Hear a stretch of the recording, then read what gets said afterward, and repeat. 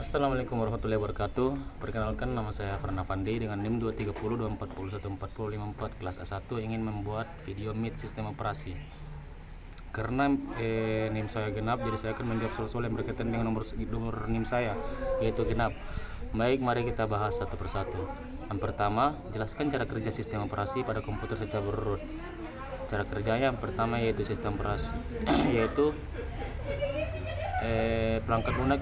Sistem operasi adalah perangkat lunak yang mengatur semua operasi komputer. Berikut adalah cara kerjanya secara berurutan. Yang pertama, booting, yaitu ketika komputer dinyalakan, proses booting dimulai. Sistem operasi dimulai dari penyimpanan permanen ke memori utama atau RAM. Yang kedua, inisialisasi. Sistem operasi menginisialisasi perangkat keras dan perangkat lunak, termasuk pengaturan konfigurasi sistem dan pemuatan driver perangkat.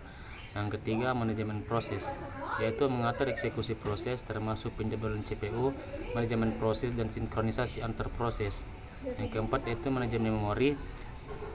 Manajemen memori yaitu mengalokasikan dan mengelola memori untuk program yang sedang berjalan. Yang kelima, yaitu manajemen file. Sistem operasi mengelola sistem file, menyediakan antarmuka untuk menyimpan, mengambil, dan mengatur data pada penyimpanan. Yang keenam, manajemen perangkat, yaitu mengendalikan dan berkomunikasi dengan perangkat keras seperti disk, printer, dan perangkat input atau output lainnya. Yang ketujuh, yaitu manajemen jaringan, yaitu mengatur koneksi jaringan dan komunikasi data. Yang kedelapan, keamanan dan proteksi, melindungi data dan sumber daya dari akses tidak sah.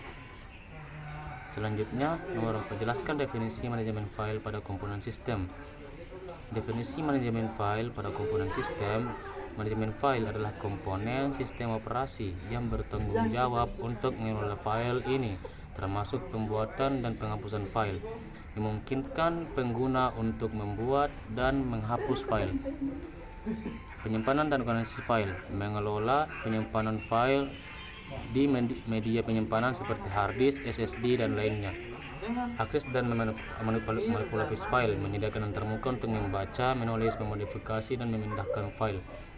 Keamanan file, mengatur izin akses dan melindungi dari akses tidak sah.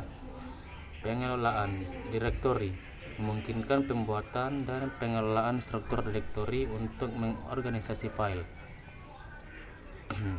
Baik, selanjutnya jelaskan definisi mode kernel dan mode pengguna. Definisi mode kernel dan mode pengguna. Mode kernel, mode eksekusi di mana sistem operasi memiliki akses penuh ke seluruh perangkat keras dan semua instruksi CPU. Mode ini digunakan untuk menjalankan kode penting dari OS. Mode pengguna, yaitu mode eksekusi di mana aplikasi berjalan dengan akses terbatas ke perangkat keras dan instruksi CPU. Mode ini digunakan untuk mencegah aplikasi merusak sistem atau mengganggu kinerja OS. Selanjutnya, jelaskan apa itu buffering dan spooling. Buffering dan spooling. Buffering yaitu teknik untuk menyimpan data sementara di area memori yang disebut buffer selama transfer data antara perangkat input atau output dan memori utama. Buffering membantu mengatasi perbedaan kecepatan transfer data antara perangkat. Spooling yaitu proses menempatkan data ke dalam antrian atau spool untuk diproses kemudian, terutama digunakan dalam manajemen antrian cetak.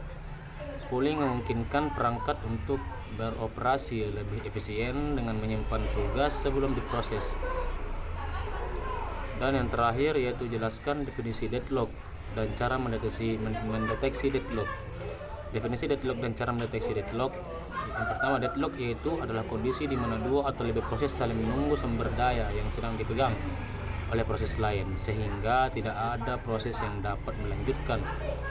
Cara mendeteksinya, deadlock yaitu teknik umum biasa yang dilakukan untuk mendeteksi deadlock, yaitu termasuk grafik sumber daya, yaitu menggunakan graf untuk memodelkan alokasi sumber daya dan mendeteksi siklus yang menunjukkan deadlock.